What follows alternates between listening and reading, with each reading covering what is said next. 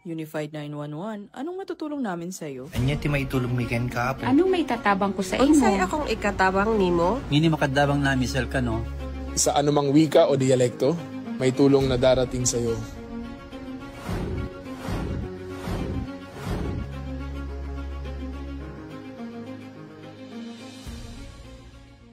Lilingkod sa bawat Pilipino at magbibigay ng tamang impormasyon para sa tahimik at maayos na Pilipinas. Police News Network, alagad ng batas, tagapagtaguyod ng balitang pulis, sandigan ng mamamayan, patnubay ng katotohanan.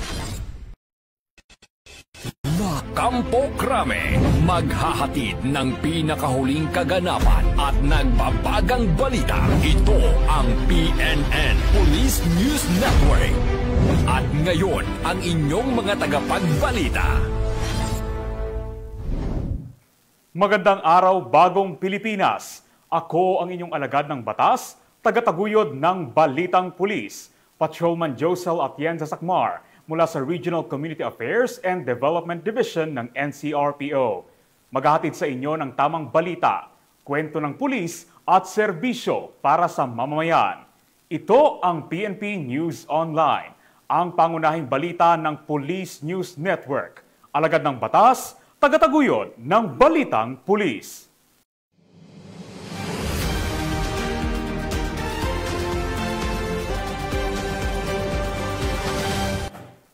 Narito ang mga balitang dapat ninyong abangan.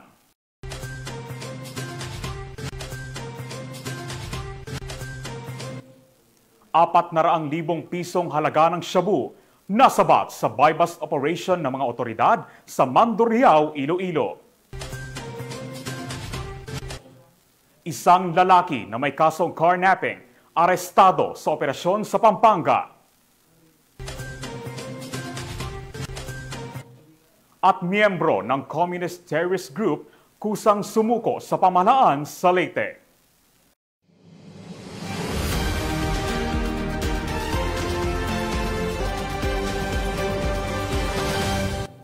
Narito ang mga balitang hatid ng ating PNN correspondents mula sa iba't ibang panig ng bansa.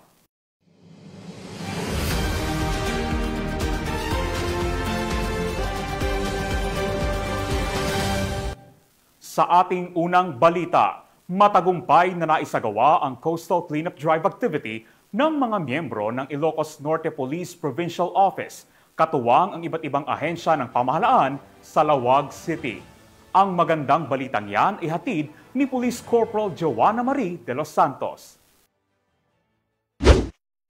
Sa pangunguna ni Police Colonel Jomar Q. Labiano, Provincial Director ng Ilocos Norte Police Provincial Office, nakisa ang mga tauhan ng Provincial Community Affairs and Development Unit sa isinagawang coastal cleanup activity sa Sitio 4 Torre Gabusur, Lawag City. Ang naturang aktibidad ay inorganisa ng ASESWAO o Save the Earth A to Z VR1 na nagtipon ng mga volunteer mula sa Northwestern University, Centro Lawag City at mga opisyal ng Barangay Gabusur. Layunin ng naturang gawain na isulong ang pangangalaga ng kalikasan at maitaguyod ang malinis at ligtas na kapaligiran para sa susunod na henerasyon. Ayon kay Police Colonel Labiano, patuloy ang Ilocos Norte PPO sa pagpapaigting ng kanilang community partnership at environmental programs bilang bahagi ng bagong PNP para sa bagong Pilipinas. At sa pamamagitan ng ganitong mga inisyatiba, patuloy na pinatutunayan ng PNP na ang malasakit sa kalikasan ay kaakibat ng kanilang tungkuling maglingkod at magprotekta sa sambayanan. Mula dito sa Ilocos Region, ako ang inyong PNN correspondent, Police Corporal Joanna Marie M. de los Santos, alagad ng batas, tagataguyod ng Balitang Pulis. Maraming salamat, Police Corporal de los Santos. Hindi na nakapalagpa ang isang top 5 provincial most wanted person na may kasong rape sa operasyon ng mga otoridad sa Lasam, Cagayan. Tinutukan niya ni Police Corporal Roldan Guiab. Na-aresto ng mga tauhan ng Lasam Police Station ang tinaguri ang top 5 most wanted person provincial level na may kasong panggagahasa sa isinagawang operasyon sa Barangay New Orleans, Lasam, Cagayan nito lamang ika-26 ng Oktubre ngayong taon. Ayon sa investigasyon, ang naaresto ay kinilalang si alias Elizar, 34 anyos, may asawa, magsasaka at residente ng nasabing barangay. Nahaharap ang suspek sa 4 na bilang ng statutory rape na walang inirekomend ng pensa at 4 na bilang ng rape through sexual assault in relation to RA 7610 na may pensang nagkakahalaga ng 200,000 pesos sa bawat kaso. Sa kasalukuyan, ang suspek ay nasa kustudiya ng Lasam Police Station para sa dokumentasyon at tamang disposisyon. Ang matagumpay na operasyon ay pinangunahan ni Police Major Geoffrey C. Retreta, hepe ng Lasam Police Station sa pakikipagtulungan ng 2nd Cagayan Provincial Mobile Force Company. Binigyan diin ni Police Colonel Anguluan, Provincial Director ng Cagayan Police Provincial Office, na ang pagkakaresto kay alias Elizar ay patunay ng masinsinang koordinasyon at dedikasyon ng kapulisan sa pagpapatupad ng batas. Dagdag pa nito, hindi titigil ang kapulisan ng lalawigan ng Cagayan hanggat ang lahat ng mga may kinakaharap na kasong kriminal ay maipapaabot sa kamay ng hustisya. Mula dito sa lalawigan ng Cagayan, ako ang inyong PNN correspondent, Police Corporal Giab, alagad ng batas, tagataguyod ng Balitang Pulis. Maraming salamat, Police Corporal Giab. Sa bisa ng warrant of arrest sa kasong carnapping, arestado ang isang lalaki sa operasyon ng Paniki PNP sa Pampanga. Patrolwoman Janice Bulahaw sa balita. Matagumpay na naaresto ng mga tauhan ng Paniki Municipal Police Station, katuwang ang Magalang Municipal Police Station ang isang suspect sa isinagawang operasyon sa Regional Rehabilitation Center for Youth, Barangay Ayala, Magalang, Pampanga. Kinilala ang naarestong suspect na si alias Niknik, 18 taong gulang binata, walang trabaho at residente ng Barangay Poblacion Norte, Paniki, Tarlac.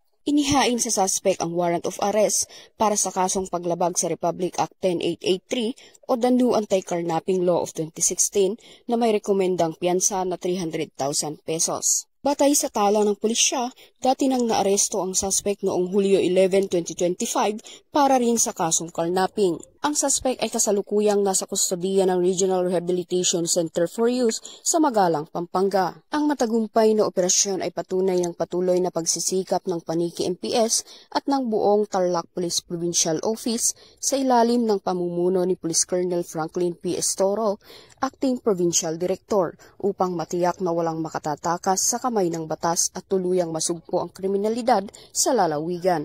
Mula dito sa Police Regional Office 3, ako ang inyong PNN Correspondent, Patrolwoman Janice Bulahaw, alagad ng batas, tagataguyod ng Balitang Pulis. Maraming salamat, Patrolwoman Bulahaw. Sa patuloy na pagpapalakas ng ugnayan ng kapulisan sa mamamayan, nagsanib puwersa ang revitalized police sa barangay at mga barangay officials upang magsagawa ng bayanihan para sa ikauunlad ng Barangay Hungduan, Ifugao. Ang magandang balitang yan ay ihahatid ni Patrolwoman Jezebel Moyaw. Isang matatag na diwa ng bayanihan at pagkakaisa ng komunidad ang umusbong matapos magsanib puwersa ang revitalized police sa barangay team sa Hungduan, Ifugao noong Oktubre 25 at 28 ng taong kasalukuyan. Ang grupo ay binubuo ng mga dedikadong tauhan mula sa 1501st Maneuver Company RMFB 15 at 1st Ifugao PMFC, katuwang ang mga opisyal ng Barangay Hungduan, mga guro at mga magulang upang isakatuparan ang dalawang mahalagang proyekto na naglalayong mapabuti ang edukasyon at kaligtasan ng komunidad. Magkatuwang na nagsagawa ng clearing operation ang RPSB team at mga miyembro ng komunidad upang alisin ang mga naipong lupang gumuho sa likurang bahagi ng Baang Elementary School na humaharang sa natural na agos ng tubig mula sa sapa at nagdudulot ng madalas na pagbaha sa paaralan. bilang bahagi rin ng kanilang layunin na mapaunlad ang kabuhayan at kapaligiran ng mga kabataan. Sama-sama nilang pinahusay ang Barangay Daycare Center sa pamamagitan ng pag-install ng bagong bubong o extension shade na nagsisilbing karagdagang silungan at nagbibigay ng mas komportabling lugar para sa mga pag-aaral at paglalaro ng mga bata. Ang matagumpay na pagpapaunlad ng mga proyektong ito ay patunay ng pagtutulungan ng pulisya at lokal na opisyal, susi sa pag-unlad ng kabataan sa Hungduan, Ifugao, na isinasabuhay sa temang Bagong PNP para sa Bagong Pilipinas. Serbisyong mabilis, tapat at nararamdaman. Mula dito sa home of the most disciplined cops, ako ang inyong PNN correspondent, Patrolwoman Jezebel Moyao. Alagad ng batas, tagataguyod ng balitang pulis. Maraming salamat, Patrolwoman Moyao. Arestado ang babaeng sospek matapos mapatay ang isang 70 taong gulang na babae sa Rodriguez, Rizal. Tinutukan niya ni Patrolwoman Jessicris Obrero. Isang 70 anyos na babae ang natagpuang walang buhay sa loob ng kanyang tahanan sa Makabuhay Compound, Barangay San Isidro, Taytay, Rizal. Ang nasabing biktima, 70 taong gulang, byuda at residente ng nasabing lugar, ayon sa testigo ng kapitbahay ng biktima, nadiskubre niya ang insidente at agad na iniulat sa mga awtoridad. Mabilis na kumilos ang Taytay Municipal Police Station at nagsagawa ng hot pursuit operation na nagresulta sa pagkakaaresto ng suspect sa kanyang bahay sa Lower Pinatubo, Amityville, Barangay San Jose, Rodriguez, Rizal. Kinilala ang suspect na si alias Marites, 48 taong gulang, kasal at isang may bahay. Sa isinagawang investigasyon, inamin ng suspect na matagal na siyang nakakaranas ng pang-aabuso at pangungutya mula sa biktima, dahilan upang magawa niyang saktan ito gamit ang isang matigas na bagay na electric grinder na naging sanhi ng agarang pagkamatay ng biktima. Kasalukuyang nasa kustodiya ng Taytay Municipal Police Station ang suspect habang hinahanda ang mga kaukulang dokumento para sa inquest proceedings sa Rizal Prosecutor's Office. Patuloy na pinapaalahanan ng Rizal PPO ang publiko na pairalin ang paggalang at mahinahong pakikitungo sa kapwa upang maiwasan ang mga hindi kanais-nais na insidente. Maging mapagmatsyag at agad na ipagbigay alam sa mga awtoridad ang anumang alitang maaaring humantong sa karahasan upang mapanatili ang kapayapaan at kaligtasan sa komunidad. Mula dito sa Calabarzon, ako ang inyong Police News Network Correspondent, Patrolwoman Jessicris S. Obrero, alagad ng batas, tagataguyod ng balitang pulis. Maraming salamat, Patrolwoman Obrero. 400,000 pesos na halaga ng shabu ang nasabat sa buy-bust operation ng mga otoridad sa Mandurriao, Iloilo. High-value individual na suspect, arestado. Patrolwoman Ledelyn Bansagon sa report.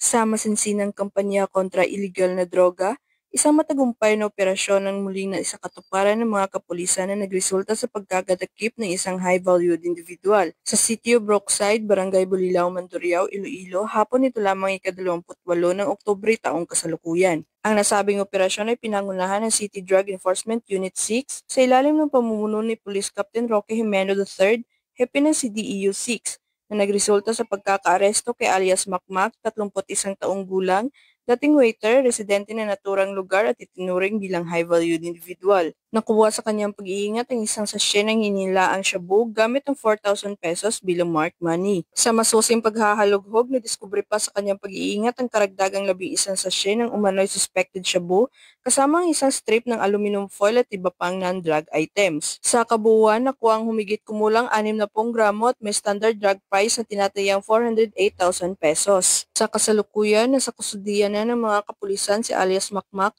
para sa mas malalim na investigasyon at pagsasampa ng kaukulang kaso sa ilalim ng RA 9165 o ang Comprehensive Dangerous Drugs Act of 2002. Ang matagumpay na operasyon ay nagpapakita lamang na sa pamamagitan ng dedikasyon ng mga operatiba, muli na lamang napatunayan ng kanilang matatag na paninindigan sa pagpapanatili ng kaayusan at pagpigil sa paglaganap ng iligal na droga sa komunidad. Mula dito sa Police Regional Office 6, ako ang inyong Police News Network Correspondent, Patrolwoman Ledilyn Bansagon, alagad ng batas, tagataguyod ng Balitang Pulis.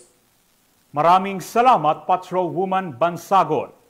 Sa kulungan ang bagsak ngayon ng isang top 1 municipal most wanted person na may kasong frustrated murder ng mga otoridad sa Valencia, Bohol. Magbabalita dyan si Patrolwoman Nikia Cañedo. Swak sa rehas ang lalaking top 1 most wanted person, municipal level, na may kasong frustrated murder matapos itong maaresto ng Valencia PNP sa Porok Sais, Barangay Tausion, Valencia, Bohol noong ika-27 ng Oktubre taong kasalukuyan. Kinilala ni Police Captain Alain Randy Siliba, officer in charge ng Valencia Municipal Police Station, Bohol Police Provincial Office, ang wanted na suspect na si Julius, 55 anyos, na residente ng naturang lugar. Batay sa ulat ng mga otoridad, ang suspect ay naaresto sa bisa ng warrant of arrest para sa kasong frustrated murder na may 200,000 pesos rekomendadong piyansa. Ipinaalam na sa kaukulang korte ang pagkakaaresto ng suspect at ito ay pansamantalang nakakulong sa Valencia Municipal Police Station para sa dokumentasyon at tamang disposisyon. Sa pamamagitan ng determinasyon ng mga kapulisan, mas paiigtingin pa nila ang kanilang pagganap ng tungkulin upang managot ang mga kriminal at masiguro ang kapayapaan at seguridad ng mamamayan tungo sa isang mapayapang bagong Pilipinas. Mula dito sa Bohol Police Provincial Office, ako yung Police News Network Correspondent, Patrolwoman Nikia Cañedo, alagad ng batas, tagataguyod ng Balitang Pulis. Maraming salamat, Patrolwoman Cañedo. Miyembro ng Communist Terrorist Group ang nagbalik loob sa pamahalaan sa Leyte. Baril at bala isinuko din. Patrolwoman Kimberly Flores, ibalita mo. Nagbalik loob sa pamahalaan ang isang miyembro ng Communist Terrorist Group sa Barangay Cristina, Calubian, Leyte. Ang pagbabalik loob ay resulta ng matagumpay na panawagan at pagsisikap ng mga tauhan ng 2nd Leyte Provincial Mobile Force Company kasama ang Leyte Provincial Intelligence Unit, Regional Intelligence Unit 8, Provincial Intelligence Team Leyte, 34th Special Action Company, 3rd Special Action Battalion PNP SAF, 805th Maneuver Company, Regional Mobile Force Battalion 8 at Calubian Municipal Police Station. Isinuko rin ng balik loob ang isang unit ng M14 rifle at 7 bala. Samantala, nakatanggap naman ang nasabing surrendery ng agarang tulong pinansyal at bigas mula sa mga kapulisan. Ang dating miyembro ng CTG ay nasa kustodiya ng 2nd Leyte PMFC para sa kanyang posibleng enrollment sa programa ng ating gobyerno na Enhanced Comprehensive Local Integration Program o ECLIP. Ang pagbabalik loob ng nasabing surrendery ay representasyon na ang mga programa ng ating gobyerno sa pagwawakas ng insurhensya at terorismo ay matagumpay na naipapatupad tungo sa pagkamit ng payapa at maunlad na bagong Pilipinas. Mula dito sa Eastern Visayas, ako ang inyong PNN Correspondent, Patrolwoman Flores, alagad ng batas, tagataguyod ng Balitang Pulis. Maraming salamat, Patrolwoman Flores. Matagumpay na naisagawa ng Police Regional Office Bangsamoro ang Security Preparation Meeting upang masigurong maidadaos ng mapayapa ang paggunita ng undas sa Bangsamoro. Magbabalita dyan si Patrolwoman Veronica Lagi. Bilang paghahanda sa nalalapit na Undas 2025, nagsagawa ng Security Preparation at Contingency Planning Meeting ang mga personahe ng Police Regional Office Bangsamoro Autonomous Region na ginanap sa Probar Launch sa Lipata kay Pendatun, parang Maguindanao del Norte. Nito lamang ika-28 ng Oktubre taong kasalukuyan. Pinangunahan ni Police Brigadier General Jason C. de Guzman, Probar Regional Director, ang naturang pagpupulong, katuwa ang regional staff at iba pang personahe ng Probar. Tinalakay sa naturang pagpupulong ang posibleng deployment ng mga kapulisan sa mga sementeryo, terminal, simbahan, pantalan at iba pang matataong lugar upang matiyak ang kaligtasan ng publiko. Kabilang sa mga pangunahing layunin nito ang pagpapanatili ng kapayapaan at kaayusan, paghadlang sa anumang banta ng seguridad at pagbibigay ng mabilis na tugon sa panahon ng emergency situations. Inilahad din ang mga plano sa traffic management, crowd control, medical response coordination at mas pinaigting na pag-iipag-ugnayan sa mga lokal na pamahalaan at barangay officials upang matiyak ang maayos at mapayapang pagdiriwang ng All Saints at All Souls Day. Sa pamamagitan ng inisyatibong ito, hindi lamang naipapahayag ang diwa ng kabayanihan, kundi nagiging halimbawa rin ng responsableng pakikilahok sa pagpapanatili ng isang ligtas at maayos na Bangsamoro. Mula rito sa rehiyon ng Bangsamoro, ako ang inyong Police News Network Correspondent, Patrolwoman Veronica Lagi, alagad ng batas, tagataguyod ng Balitang Pulis. Maraming salamat, Patrolwoman Lagi. At mga ka-PNN, 57 araw na lang, Pasko na. Magtapos ay muling nagpaalala ang inyong pambansang pulisya ngayong darating na undas.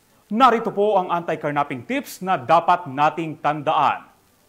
Una, siguraduhing nakalak ang pinto ng sasakyan habang nasa biyahe o nakaparada. Ikalawa, iparada ang sasakyan sa ligtas na lugar. Ikatlo, iwasan ang mag-iwan ng mahalagang gamit sa loob ng sasakyan. Ikaapat, iwasan ang maghintay sa loob ng sasakyan habang nakaparada. Kung hindi ito may iwasan, ilock ang mga pintuan. At ikalima, iwasang tumigil sa madidilim na lugar at sa mga kahina-hinalang tao.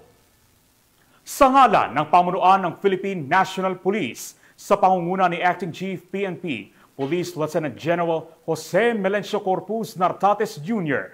at sa pamumuno ni President Ferdinand Bongbong Marcos Jr., kami ay maglilingkod sa bawat Pilipino at magbibigay ng tama at balanseng balita.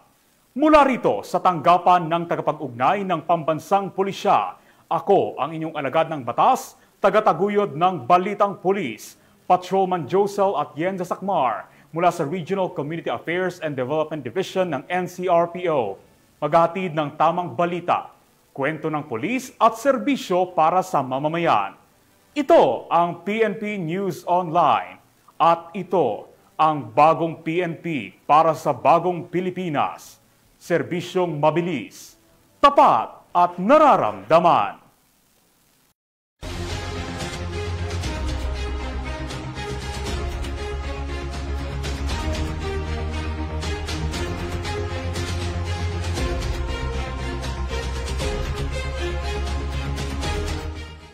Police News Network, alagad ng batas, tagapagtaguyod ng balitang pulis.